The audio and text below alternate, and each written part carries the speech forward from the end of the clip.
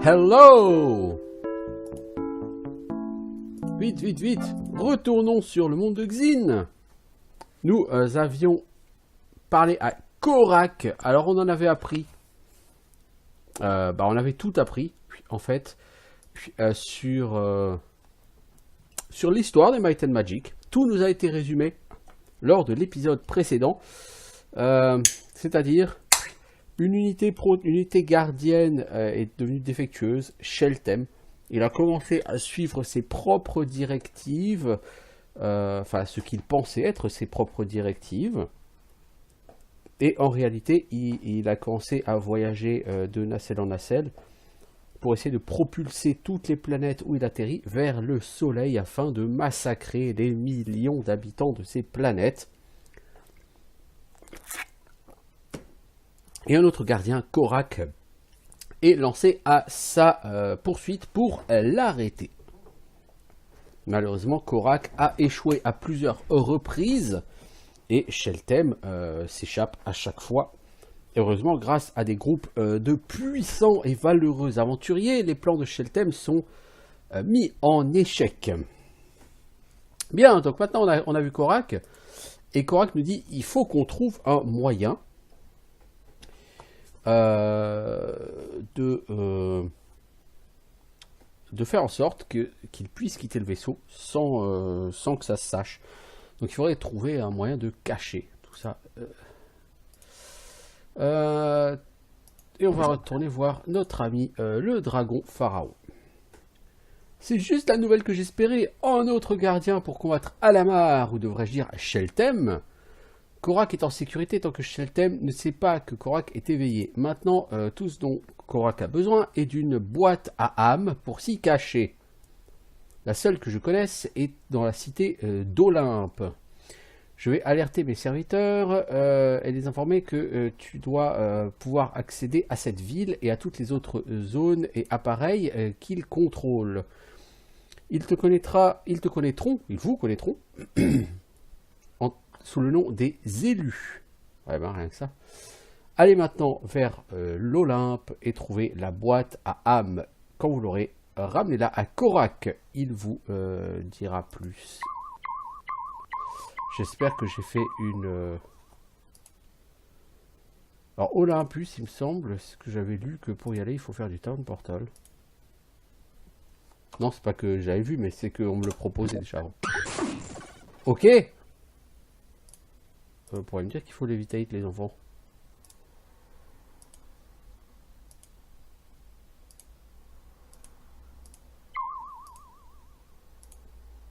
En fait, c'est parce que je crois que le matin, les passages dans les nuages disparaissent et tu tombes comme une merde.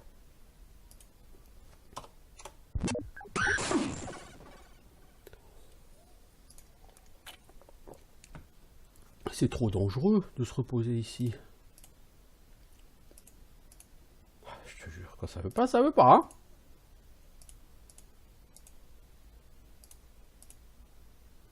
hein.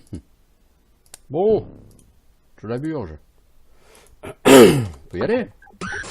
Non, on peut pas y aller. C'est quoi le délire? C'est quoi le délire?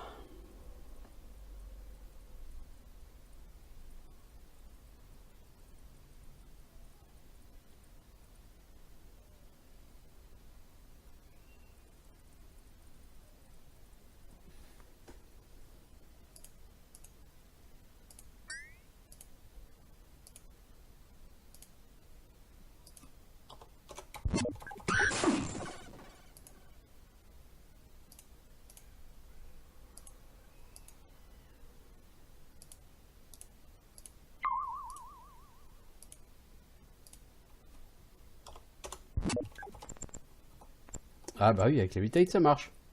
Gotta pass. Okay, go ahead. Bon. Est-ce que comme dans toutes les autres villes, il va y avoir que des monstres partout?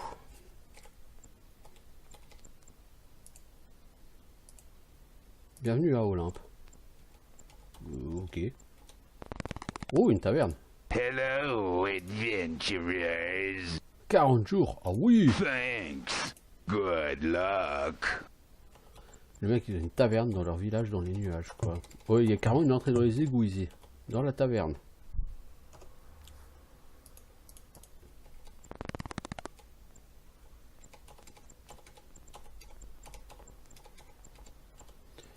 Il y a l'air d'avoir des trous encore ici.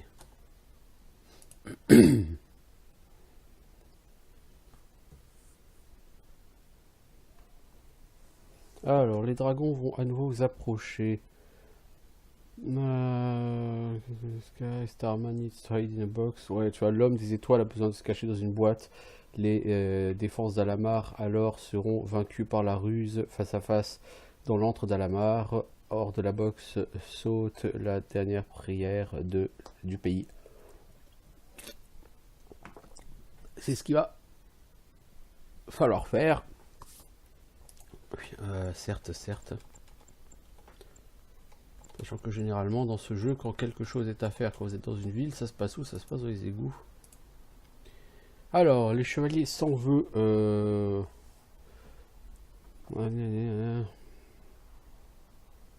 Let sleeping dogs lie, he who laughs last loves best. Voici une compilation des réponses des chevaliers sans vœux. Oui. Ah ah, c'est super intéressant. J'ai déjà fait leur donjon aux chevaliers sans vœux, les enfants.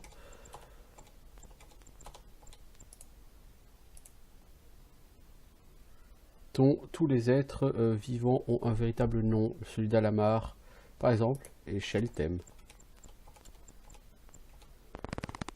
Jusque-là, j'avais compris.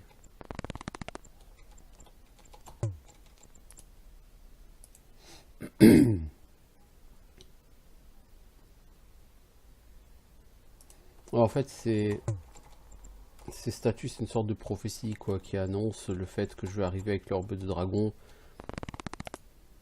Looking for spells? Et que du coup, je vais pouvoir vaincre Alamar grâce à l'aide de celui qui vient des étoiles. Alors, un oiseau doré apaisera le chagrin, aider le chevaucheur à apaiser la bête, puis envolez-vous, etc. Oui. En fait, c'est... You wanna train? Pretty good. Pretty On a déjà fait tout le monde niveau 50. Pretty good. Pretty good. Pretty good. Pretty good. C'est tout le monde niveau 55. Pretty good. Pretty good. Pretty good. Pretty good. Pretty good. Pretty good.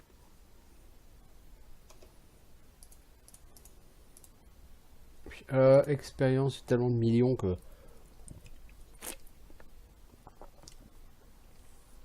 Ah.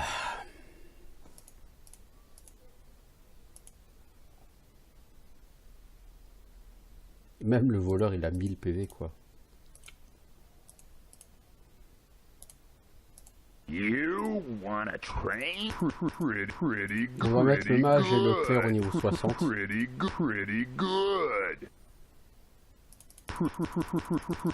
Get lost. Ah, on peut le mettre au niveau 70. Pretty good. Pretty good. Eux, ils sont au niveau 70. Les autres sont au niveau 55. Et j'ai plus une thune. Comme d'habitude, vous allez me dire. Ce jeu, c'est... Allez!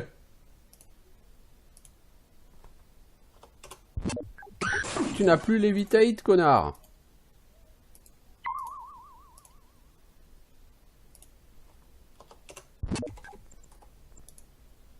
Gotta pass. Okay, go ahead. Et ce jeu, c'est le jeu de la pauvreté, en fait.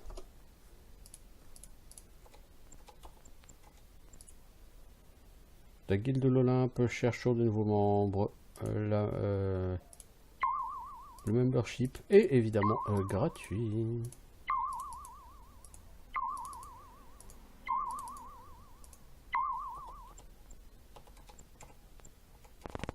Oh, blacksmith. See anything you like. See anything you like. Broadsword, c'est mieux que Longsword, je crois. Non, et puis on va pas vendre. Vous avez fumé les mecs ou quoi? Come back soon. Vous avez fumé les mecs. Là, Broadsword et Longsword, je pense que Broadsword c'est mieux que Longsword. Broadsword c'est dégâts 3-12, Longsword c'est 3-9. Oui, donc effectivement tu vas remplacer ta Longsword par une Broadsword.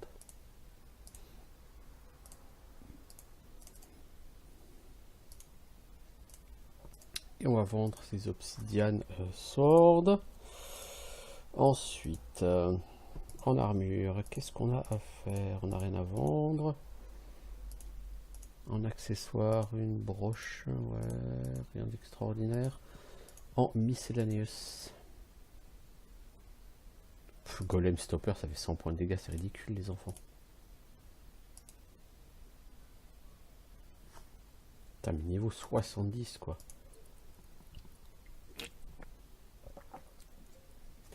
Alors j'ai dénoncé à mes casters parce que le mage il a 1890 en mana et la prêtresse 1330. See anything you like. Ce qui me permet d'envisager des choses tout à fait sympathiques.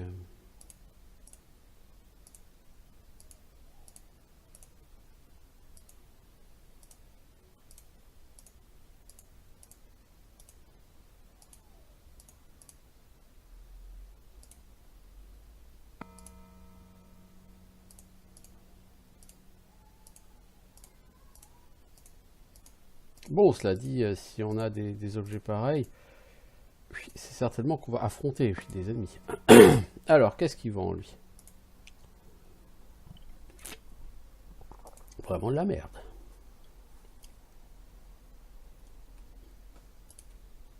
Come back soon.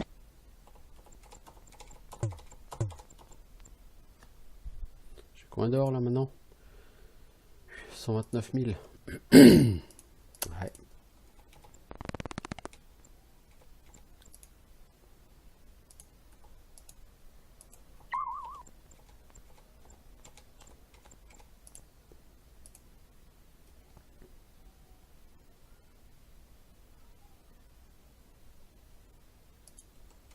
Ça nous explique qu'il va falloir chercher les disques d'énergie. Il y a une porte à cette ville. Je ne vais pas manquer de respect à ses créateurs, mais la porte elle donne sur quoi? Bah c'est là que tu rentres, hein, sur un nuage. Ah oui, c'est... Oui, tu... T'aurais pu t'acheter un cerveau, tu poser une question pareille. The Drocab Monks study the palindrome. Ah ouais, en fait, t'as les réponses à toutes les énigmes ici.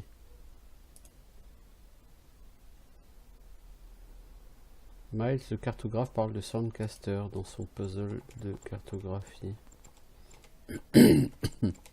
Ok, ouais.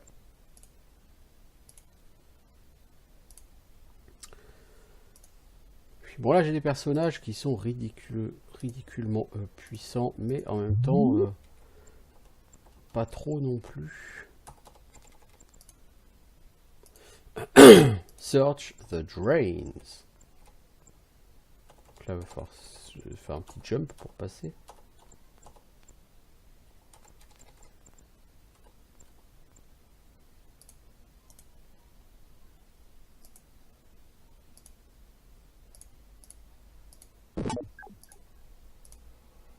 Tu trouves une note qui dit TR.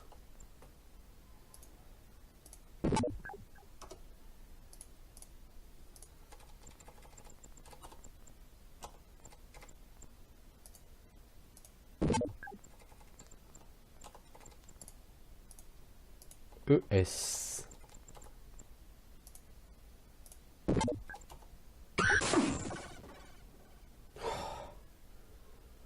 Ça me saoule ça, je crois, par contre.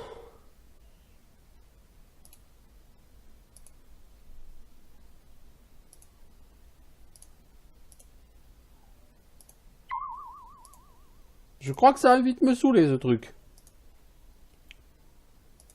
Je crois.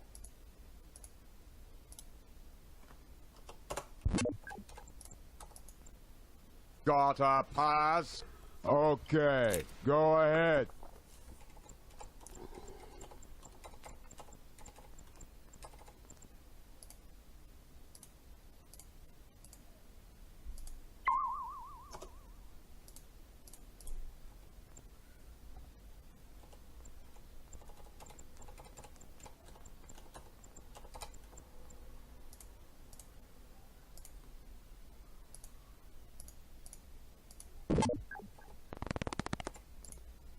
Cyrano Jones, le vendeur. Que dirais-tu d'une de mes petites créatures à fourrure? Ils font de gros compagnons et ne se coûtent que 100 000 gold. Non, merci.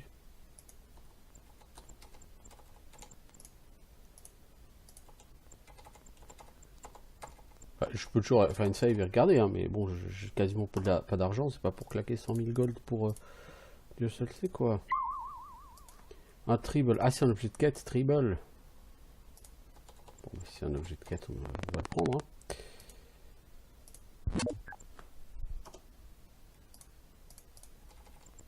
On n'a plus une thune, mais...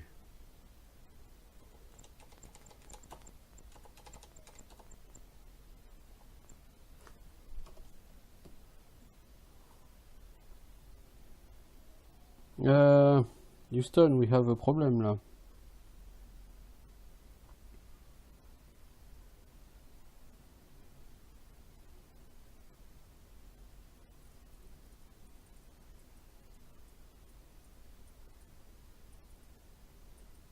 Ouais, we have a problem là, hein, les enfants.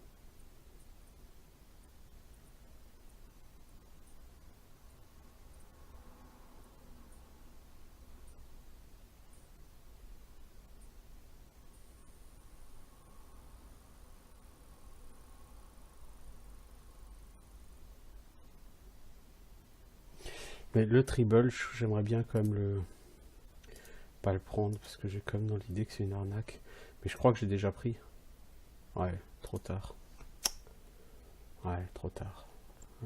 Dommage, dommage, dommage. J'ai la sensation de me faire escroquer. Bon, pas grave.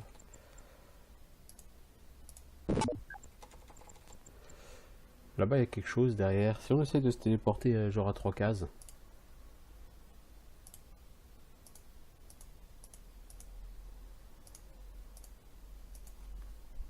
Non, ça marche pas. Ouais, donc il faut qu'on sorte de ces égouts.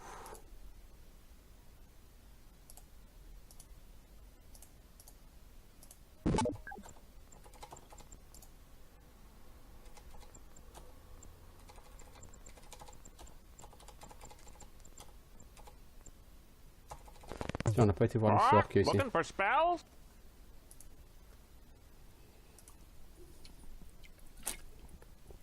Rien d'extraordinaire, ok.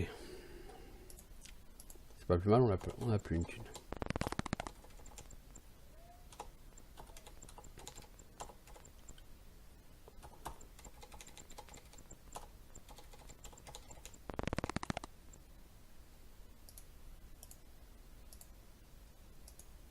Toi, tu vas me refaire un petit levitate, s'il te plaît. Merci.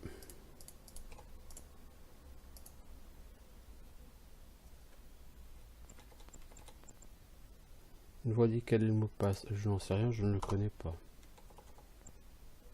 J'ai dit je n'en sais rien, je ne le connais pas. Mais t'es teubé la voix ou quoi?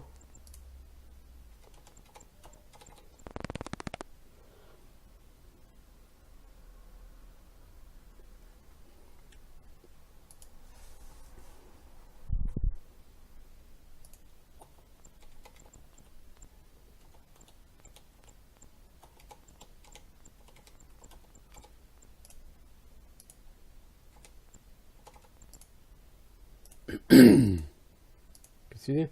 Cyrano ouvre le mot de passe. Ah, c'est Tribble, c'est le mot de passe.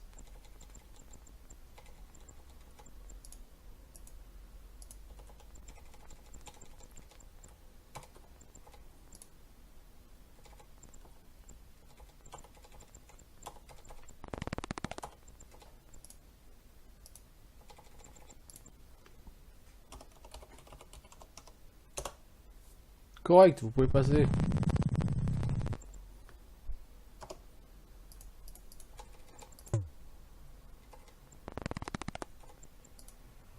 Qui va prendre la box? Soul Box. Et maintenant, il est temps de faire une Lloyd's Beacon. Le problème, c'est, je sais pas qui... je crois pas que j'ai posé de Lloyd's Beacon devant Joe Laburge. Hein.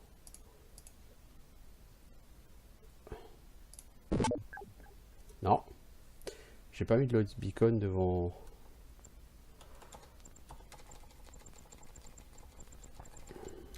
Korak. Donc il faut que je retourne dans son vaisseau à pince.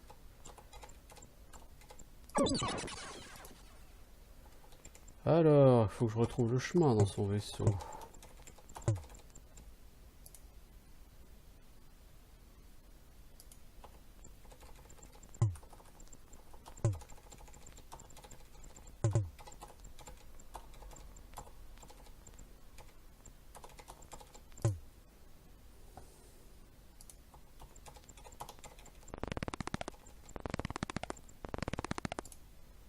Ah, une boîte à âme.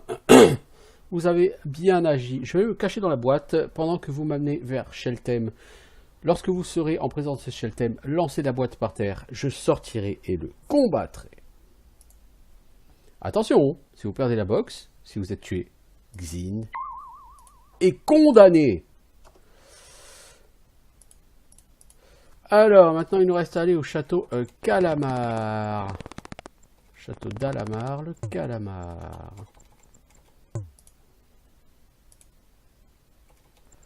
Selon la carte, ce château se trouve quelque part à l'ouest, ici.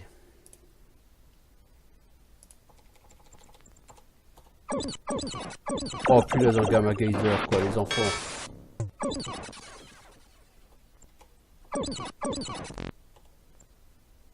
Oh là là, ça va être complicado tout ça.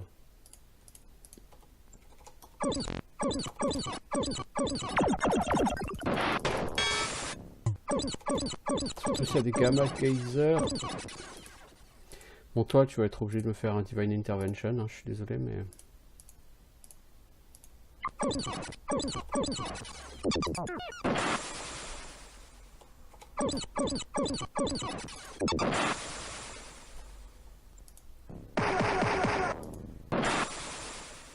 Bon.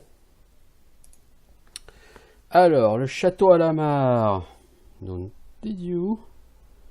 Mais où tu es, château Alamar? Où tu es? Je suis en train d'essayer de regarder la carte, là. Juste pour voir. Alors, nous sommes sur la zone A1. A priori, c'est par là qu'il est, le château Alamar, le Calamar.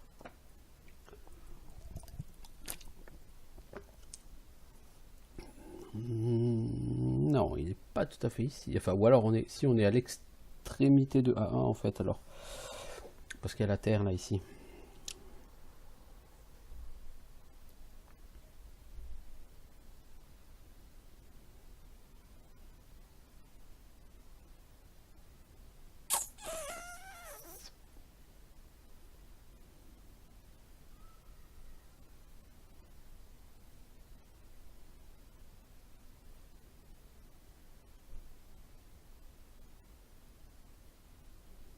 Je pense voir à peu près où on est.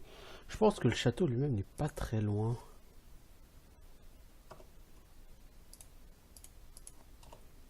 Oui, c'est trop dangereux de se reposer ici, on s'en serait pas douté, les enfants.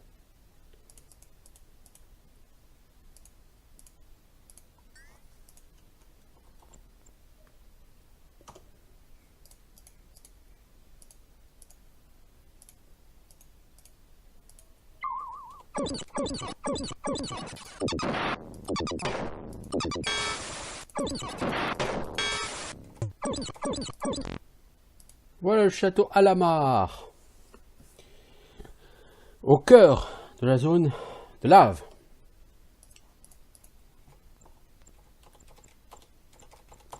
Alors, on va juste se rappeler qu'Alamar est quelqu'un de peu sympathique. Hein. Il s'agit, comme on l'a déjà dit, en réalité de Sheltem, le destructeur des mondes, qui souhaite changer la trajectoire de ce monde, Xin, pour l'envoyer valdinguer dans les étoiles. Ce qui provoquera la mort de toute créature vivante sur la planète. c'est pas forcément un sort qu'on souhaite applaudir dès demain.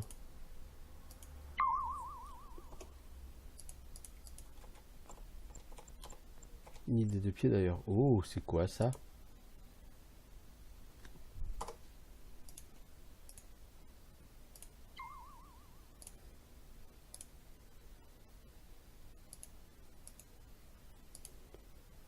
Ok, le voleur n'est pas assez fort pour ouvrir ça.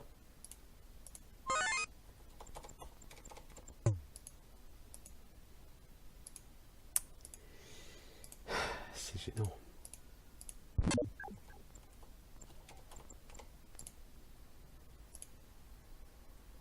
Je suis la statue dédiée à honorer les efforts d'Alamar pour protéger Terra de l'interférence des anciens.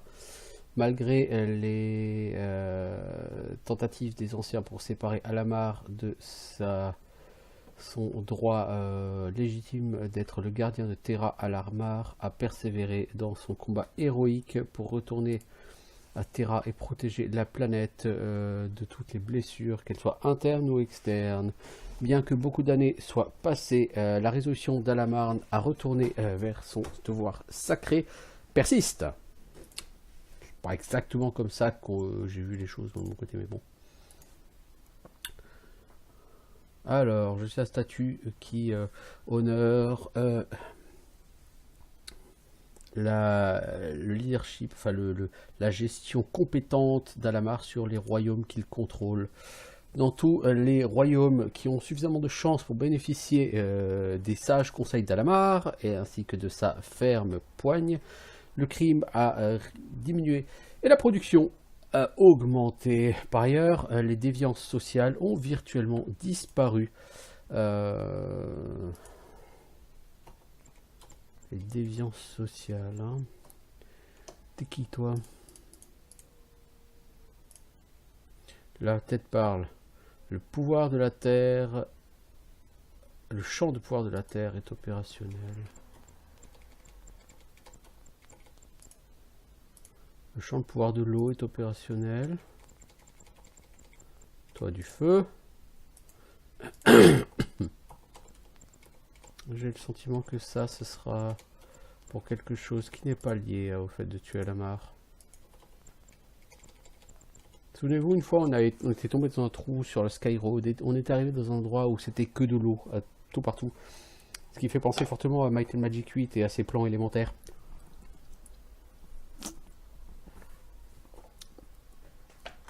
Je suis sûr que ces endroits sont liés à ça, à ces statues. Alors.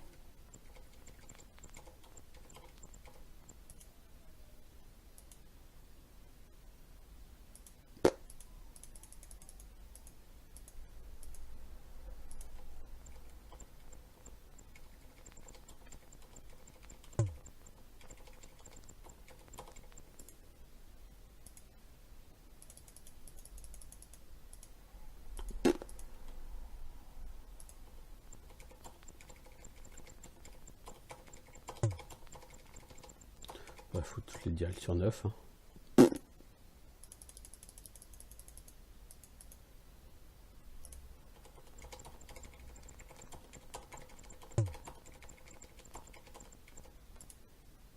J'ai pas visité tout le premier niveau, donc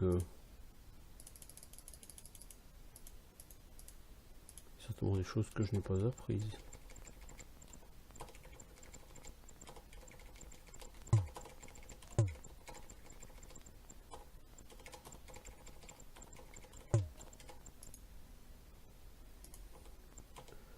L'accès est refusé. Toi, tu vas faire jump.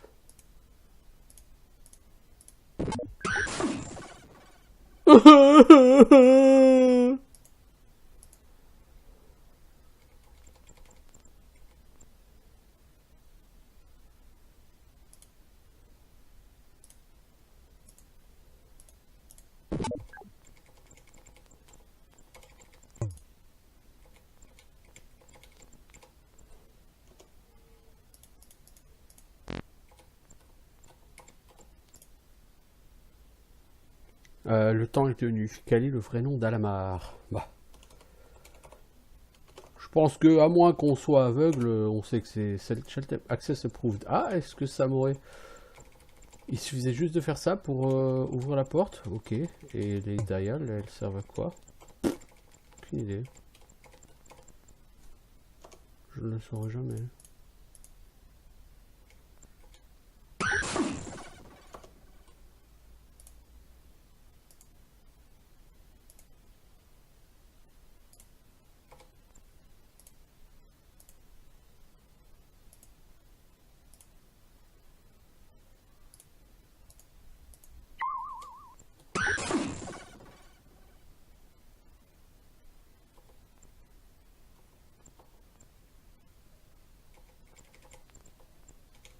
C'est quoi le délire?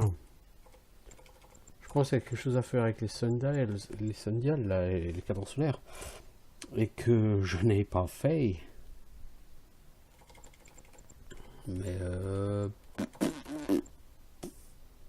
ouais, voilà ce que j'en dis quoi.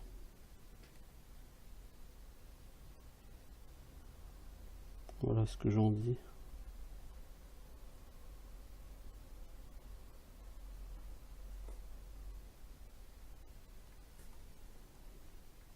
Ou alors...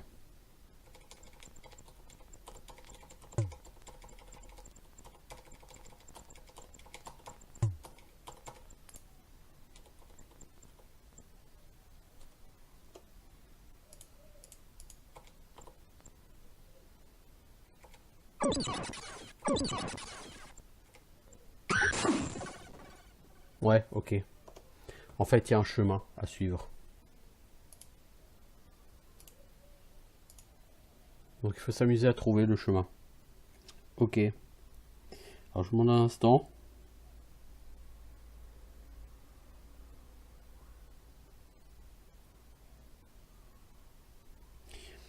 Voilà. Donc j'ai sorti le... C'est pas beau, hein. J'ai sorti le Cluebook. Donc qui vous est livré avec le jeu sur GOG. Il vous donne le chemin. Parce que...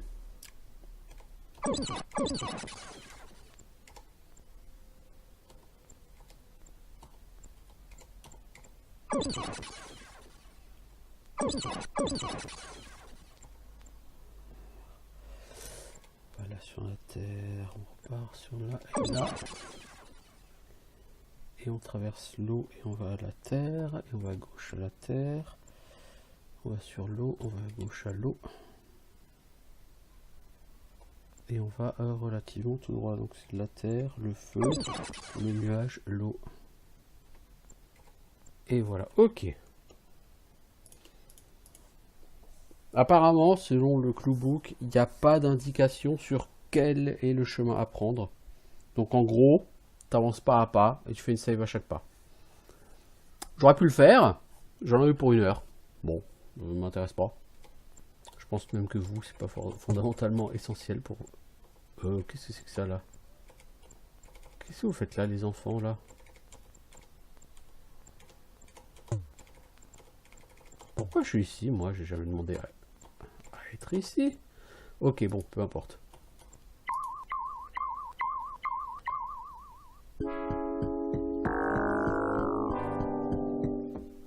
Come to me.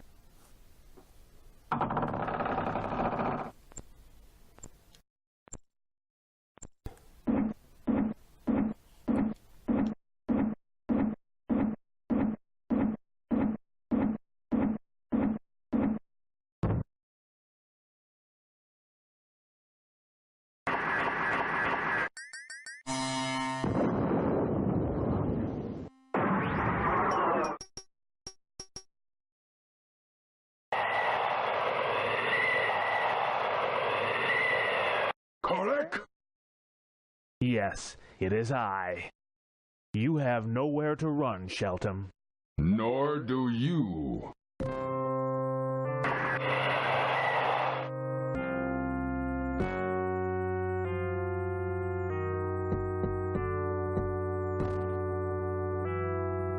I'm ready for you this time. This fight will be your last. I cannot fail.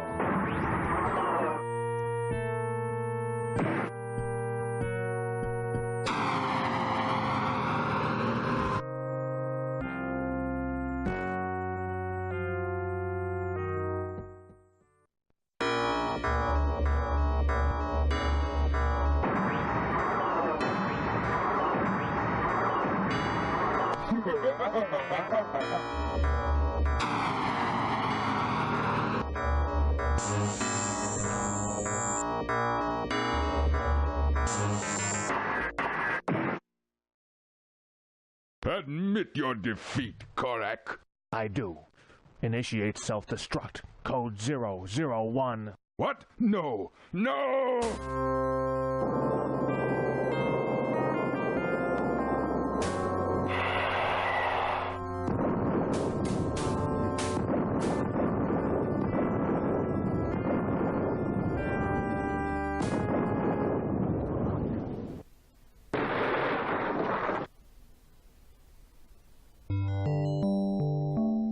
Oh bah dis donc.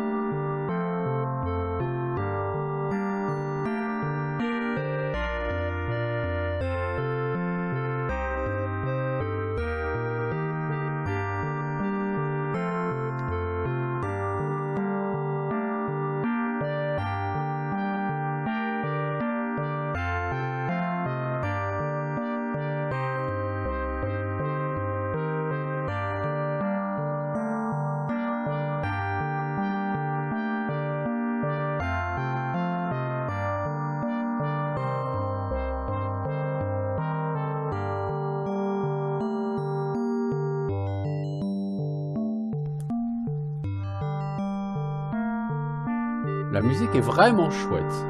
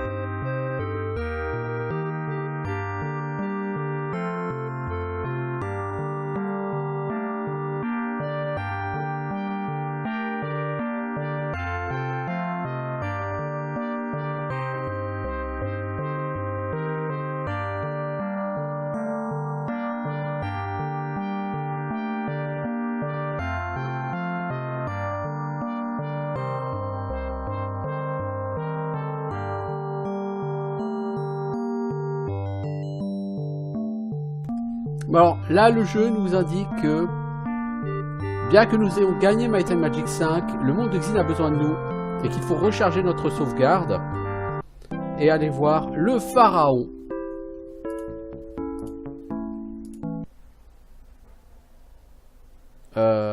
Donc logiquement, dans nos items de quête, on doit maintenant avoir le cube. J'imagine. Cube of Power. On a le Cube of Power. Et du Cloud, on doit voir la baguette. Le sceptre de Temporal Distortion. Ok. Donc là, jusqu'à présent, qu'est-ce qu'on a fait sur le jeu? Bah, on a joué à Might and Magic 4. On a fait un petit saut de quelques heures sur le Dark Side, donc sur le début de Might and Magic 5, puis on est retourné sur Might and Magic 4, on a fini Might and Magic 4, puis on est revenu sur le Dark Side, et il nous restait les 3/4 de Might and Magic 5 à faire, et on l'a fini. Bien. Donc là, on a fini le contenu des deux jeux de base, Might and Magic 4 et Might and Magic 5. Or, au début de cette vidéo, je vous avais expliqué que le principe de World of Xin, c'est que vous avez Might and Magic 4, vous avez Might and Magic 5, et vous avez, puisque vous les avez les deux installés en même temps sur l'ordinateur, une aventure bonus. Bah, le bonus, il est maintenant. Donc concrètement, on a d'abord, dans un premier temps, on a déjoué les plans de Sheltem. Le premier plan, c'était que Sheltem dirigeait, sous les traits du roi Alamar, il dirigeait le Dark Side de Xin. Il voulait donc prendre le contrôle du Cloud, et pour ça, il a envoyé son général Lord Xin sur le Cloud. Mais nous avons vaincu Lord Xin. Et nous sommes ensuite allés sur le Dark Side, où nous avons libéré, enfin pris l'esprit de Korak, et nous l'avons fait rencontrer Sheltem. Et Korak et Sheltem se sont entretués. En fait, Korak a lancé l'autodestruction. Parce que de toute façon, il était en train de perdre le combat contre Sheltem. Et que c'était le seul moyen qu'il avait de faire en sorte que Sheltem n'arpente plus les mondes pour essayer de détruire des masses de gens. Donc Korak s'est sacrifié. En même temps, ce sont des machines, hein, Korak et Sheltem, bon. Mais il s'est quand même sacrifié. Et ainsi s'achève. Alors ainsi s'achève tous les 5 premiers Might and Magic. Toute cette histoire, les 5 premiers Might and Magic forment une véritable saga. Vous jouez des groupes d'aventuriers comme ça qui vont déjouer les plans de Sheltem, mais sachez toutefois que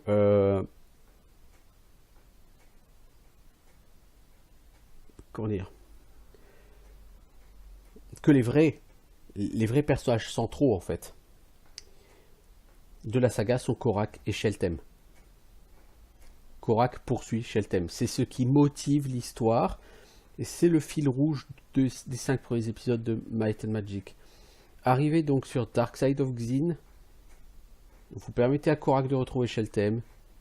Et Korak détruit Sheltem en se détruisant lui-même. Et ainsi s'achève la saga. C'était un bon moment parce que techniquement, si vous regardez Might and Magic 3, par rapport à Might and Magic 5, graphiquement, etc., il y a très peu de différence. C'est vraiment dans la même veine. Alors que techniquement, entre Might and Magic 5 et Might and Magic 6, il y a des progrès considérables en termes de technologie qui ont été faits. Et du coup, le fait de recommencer une nouvelle saga en partant sur une base tout à fait différente en termes de technologie, on n'est plus sur du case par case, on est sur des graphismes améliorés, on est sur des choses plus fluides, etc. C'était le bon moment pour arrêter cette technologie. Je pense pas qu'il l'ait vu dans une boule de cristal, hein, John Von Caneghem, mais c'est ce qui fait que du coup, à mon sens, c'était une bonne fin. Là, est-ce que j'ai apprécié la fin de Might and Magic 5 ? Il y a une volonté d'essayer de faire un combat épique entre deux entités, faire comprendre que l'entité bonne se fait défoncer la gueule par l'entité maléfique, qui est super badass, hein. Je veux dire, quand Sheltem il enlève son masque, c'est super badass, quoi. Et donc le sacrifice ultime du héros du bien pour empêcher le héros du mal de poursuivre son œuvre, c'est une belle histoire, c'est vraiment, je suis pas déçu par ce final.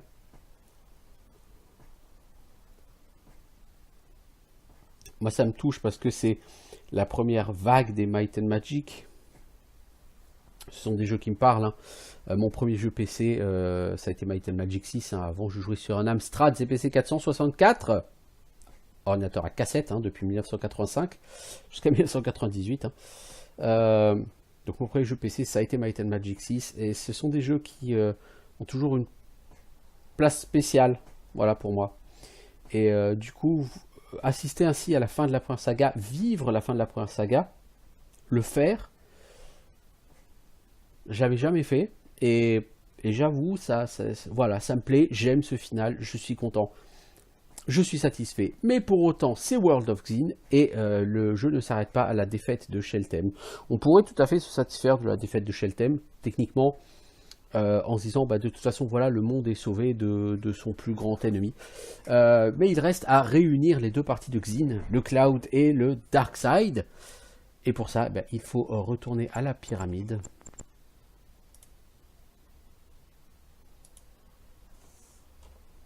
Et il va falloir faire des donjons méga gros bill. Et c'est là que je pense que l'aventure World of Xin va me saouler.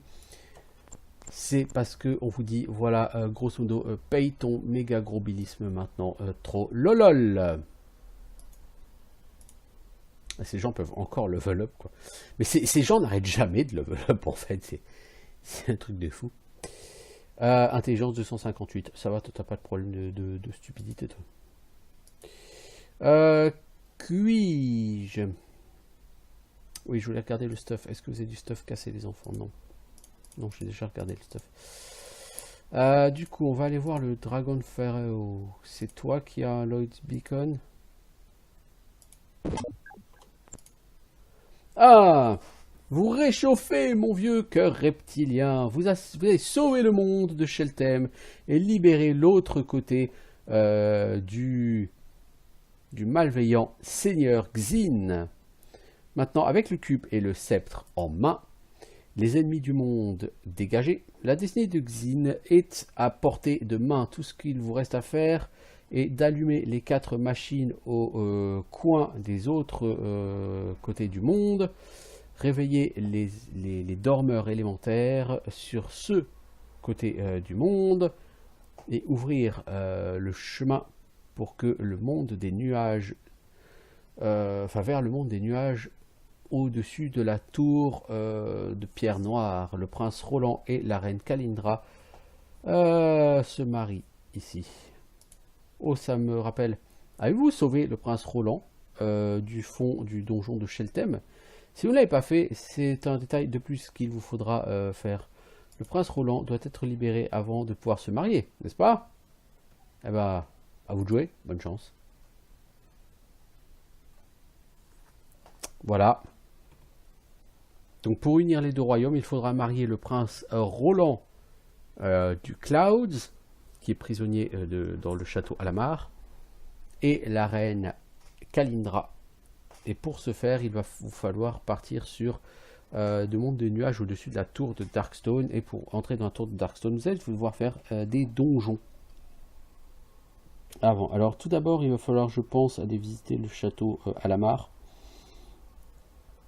Comme dit, là on est sur du bonus, et sur du bonus qui va être particulièrement gros bill. Là je suis en train de chercher sur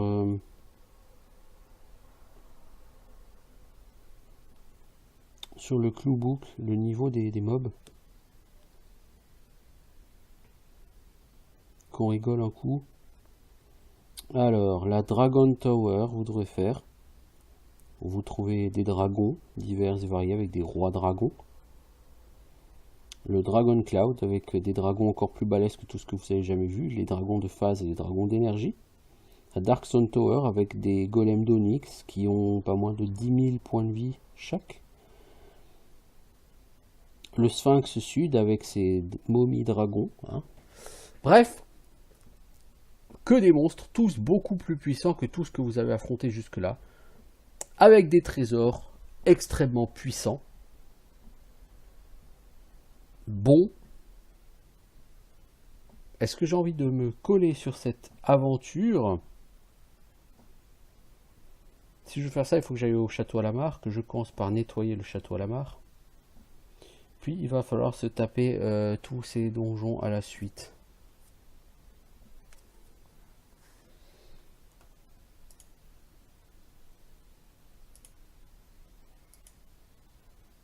Toi, t'avais pas foutu une Lloyd's Beacon au truc Alamar?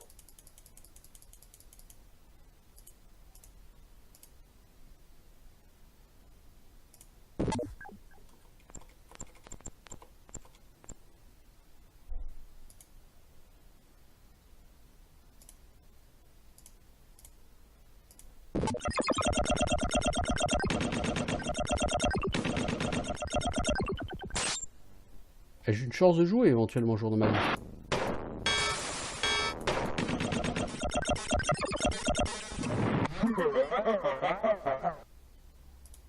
Ok.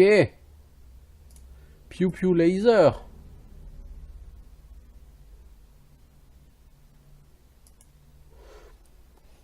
Bon, dans tous les cas, je verrai. Pour l'instant, je vais arrêter ici. Et comme de toute façon, je vais bientôt devoir faire un break. Là, on est le 1er août. Je pense que je ne pourrai plus enregistrer avant mi-septembre.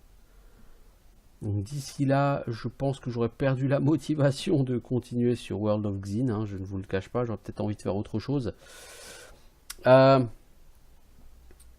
au moins je suis satisfait d'une chose, je le ferai peut-être à titre personnel, quoi, World of Xin, mais avec ce let's play, on a fini Might and Magic 4, on a fini Might and Magic 5, j'avais déjà fini Might and Magic 6, et le 7, et le 8, et le 9, et le 10.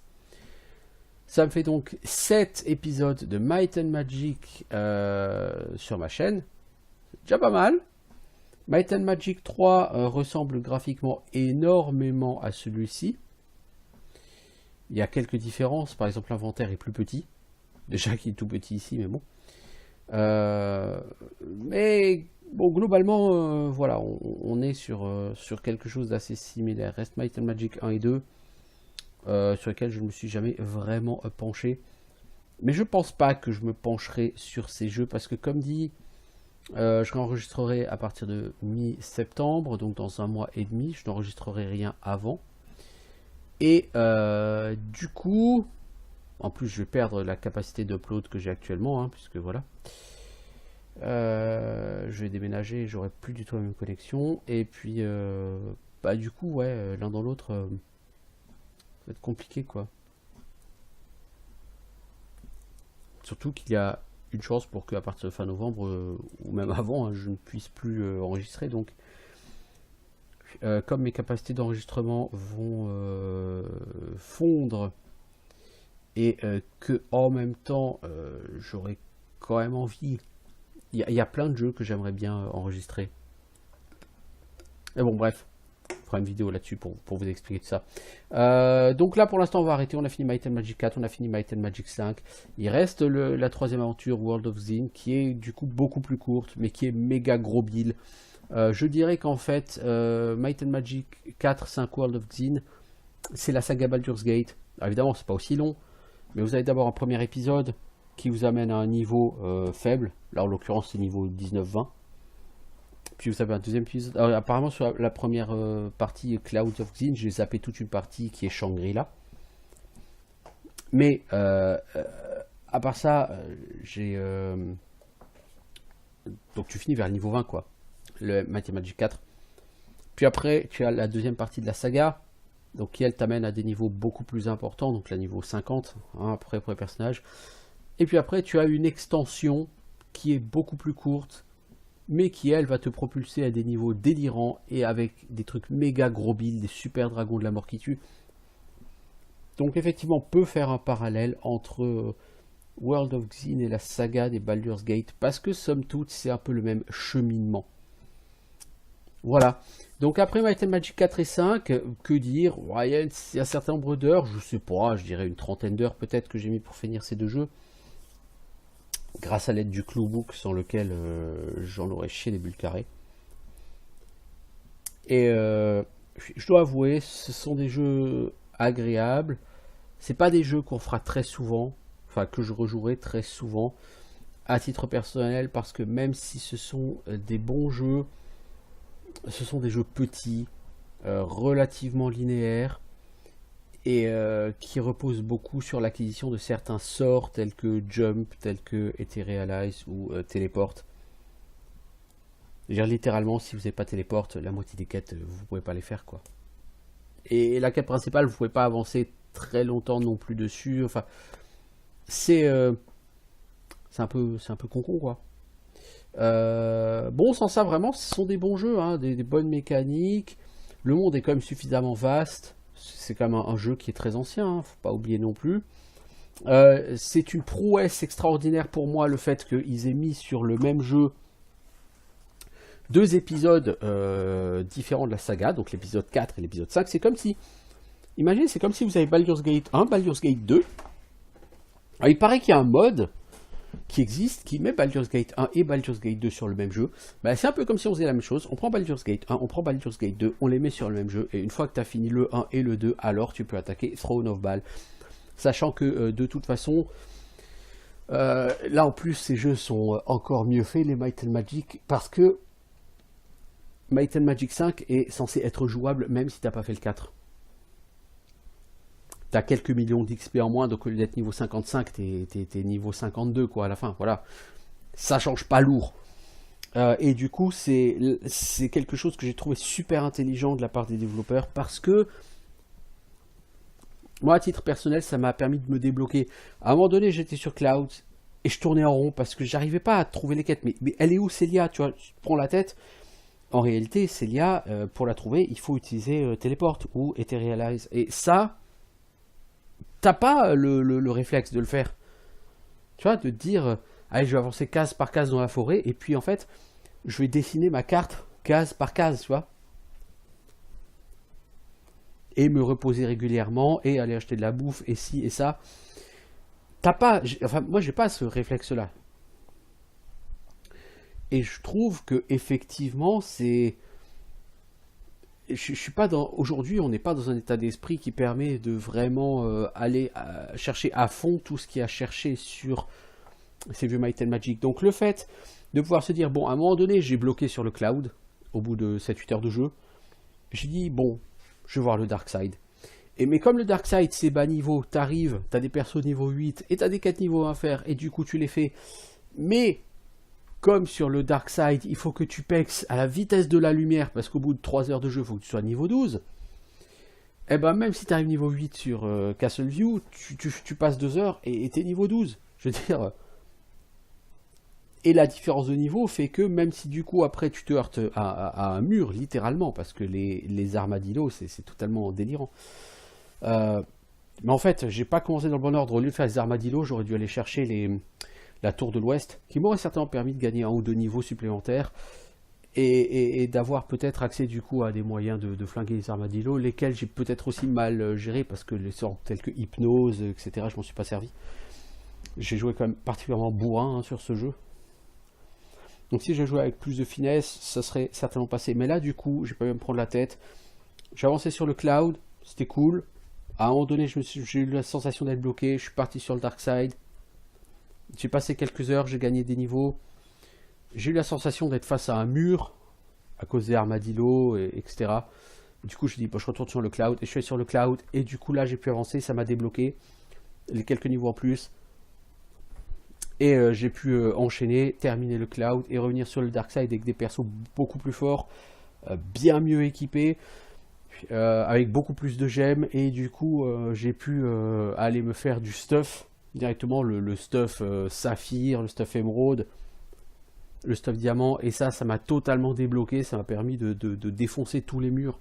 Le seul mur qui me restait, c'était les golems de ciel, qui eux, à mon avis, sont là pour t'empêcher de te balader sur la Sky Road comme tu le veux. Donc l'un dans l'autre, vraiment, j'ai trouvé que l'agencement de ces jeux était très intelligent, qu'il était très bien fait. L'histoire en elle-même est vraiment super. J'ai trouvé génial qu'à la fin, tu trouves un logbook avec plein d'entrées, plein de pages, qui te raconte toute l'histoire des Might and Magic depuis la création et du point de vue de Korak. Tu suis la saga Might and Magic du point de vue de Korak, et ça, c'est important, quoi. Tu comprends le pourquoi, tu comprends tout ce qui se passe, tu comprends qui tu es, qui tu joues, et ça, c'est... Ouais, pour moi, ça, c'est vraiment, vraiment, vraiment super. Bref, je trouve que au niveau du lore, au niveau de l'histoire, au niveau du scénario, au niveau de la manière dont les jeux sont gérés, au niveau du côté parallèle entre les deux mondes, tu peux passer de l'un à l'autre en fonction de tes envies, etc. C'est juste génial, c'est juste super bien fait. Après, voilà, clairement le Dark Side, en gros, tu comptes qu'il y a un quart du Dark Side que tu peux faire en parallèle du Cloud. Le reste du Dark Side, par contre, il faut être vachement plus haut level. C'est pour les persos bien bourrins et ça devient très gros bill. Voilà, donc bon, maintenant ce que je regrette un peu, c'est que le côté World of Xin, c'est que du donjon, il n'y a plus d'exploration à faire, hein, puisque que ce soit sur le Dark Side ou sur le Cloud, tu as relativement tout exploré. Donc maintenant, c'est va dans les donjons, pète la gueule à des mobs, mais encore plus puissants que tout ce que tu as vu ici, de plus puissant. Et puis après, voilà quoi, bienvenue. Tu vois, je trouve ça un peu dommage, quoi. Un peu dommage que ça se termine sur une note aussi gros build, c'est va en donjon, bastonne. C'est vraiment Throne of Bhaal. Là, pour la peine, la comparaison, elle est totalement identique. Elle est totalement justifiée. Throne of Bhaal, c'est ok, il y a 5 vilains, chacun a son propre donjon. va dans les donjons et tu y vas et tu entres, tu arrives direct à l'entrée des donjons, quoi. Je veux dire, tu te balades pas, il n'y a pas d'exploration, il n'y a que dalle. Tu quittes ton plan et tu dis je vais aller au donjon d'un tel, et tu vas au donjon d'un tel. Et tu rentres et tu fais le donjon et c'est méga gros build et tu butes le boss. Et ensuite, bah, tu vas au donjon suivant, etc. Là, c'est la même chose. Voilà. Donc je le ferai peut-être à titre personnel. Bon, quoi qu'il en soit, ça m'a fait plaisir de boucler Might and Magic 5 alors que c'est mon dernier ou avant, peut-être mon avant-dernier jour où je peux enregistrer des vidéos. Donc du coup demain je ferai peut-être quelques vidéos en loose day quoi. Je vais pas recommencer un nouveau jeu maintenant, hein, clairement. C'est pas pour le mettre en pause au bout de... Enfin, pour 6 semaines quoi. Et encore je dis 6 semaines, je sais pas si c'est pas plus. Je n'en sais rien. Ce sera peut-être même un peu moins, ce sera peut-être même que 5 semaines, à savoir. Mais bon, dans tous les cas, voilà. Ça m'a fait plaisir et j'espère que bah, ça vous permet de voir les Might and Magic de première génération, parce qu'il ne faut pas oublier une chose, c'est que le Might and Magic de référence, c'est le 6. En tout cas, c'est celui qui est considéré comme la référence, et j'avoue qu'à titre personnel, c'est mon jeu préféré de tous les temps, donc je valide tout à fait ce côté référence. Mais Might and Magic, il y a eu une vie avant. Les Might and Magic 1 à 5 ont certainement été plus légendaires que les suivants. Might and Magic, c'est une série de jeux vidéo qui est apparue à la fin des années 80, hein, 1987 je crois, le premier, un truc comme ça. Donc c'est un des pionniers du jeu vidéo, hein, les Might and Magic, hein, du jeu de rôle en tout cas. Parce qu'avant les jeux de rôle sur jeux vidéo c'était très limité. Hein. Donc c'est un des pionniers du genre. Et c'était des jeux très très connus, hein, très célèbres par les joueurs de jeux vidéo à l'époque. Ça dit joueurs de jeux vidéo dans les années 80, c'était pas aussi nombreux qu'aujourd'hui. Du coup, aujourd'hui, beaucoup de gens ont tendance à ne pas connaître cette saga, la saga Korak et Sheltem, et c'est bien dommage. Donc voilà, je peux pas dire que j'espère que je vous ai donné envie d'y jouer, mais au moins ça vous donne un aperçu de ce qu'on faisait quand même au début des années 90, et somme toute, voilà, n'oubliez pas, Might and Magic 4, c'est 1992, je crois. Might and Magic 3, ça va être 1991. Donc à l'époque, il y a un certain nombre d'entre vous qui n'étaient pas nés, hein. Et on faisait quand même des jeux qui tenaient relativement la route, même si il faut du temps pour comprendre et pour les prendre en main, parce qu'il faut comprendre comment ça fonctionne. Mais sincèrement, moi je trouve ça vraiment, c'était des jeux bluffants. Voilà, bah, écoutez, je vous dis à bientôt pour autre chose, à bientôt ou pas. Hein. Quoi qu'il en soit sur ma chaîne, de toute façon normalement il y aura des vidéos en continu. Moi je vous souhaite une bonne journée. Et puis, bonnes vacances, bon été à vous, éclatez-vous bien. Ciao, ciao tout le monde.